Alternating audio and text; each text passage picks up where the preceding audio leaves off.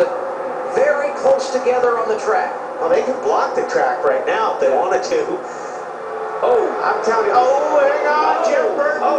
Burton up into Hornish. He'll come back up Check out the big one. There it is. 7, 8, 9 cars involved, many which were running inside the top 10. And that's the whole field, isn't it? That's the whole field. Look at that. Nowhere to go. And these guys were trying to avoid the two coming back up on the racetrack, and the first group that saw them check up, and everybody runs in behind them. That is massive right there. That's incredible. I don't think I've seen a wreck like that. I know, that's a long time since I've seen that many cars. There was a Busch race or a nationwide race down here in turns 3 and 4, and they piled up about 30 of them down there one time. These cars, that was wicked. Mark Martin got a piece of the action. You see Tony Stewart. Yeah. Saw Reed Sorensen driving through.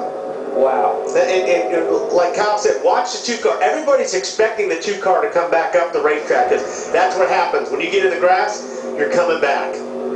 He just goes diving down here after he gets clobbered by the 31. On the 83, okay, this started already behind. The 83 got turned. But they see that going on in front of them, and they're all jockeying for position to avoid that. And it's that chain reaction, the accident. You know what I mean? Look at the cars, man. There's a lot of cars in that accident. Menard did a great job. He got up on the high side and kind of got around them. But these guys, all these cars have damage here. You see the first group when you.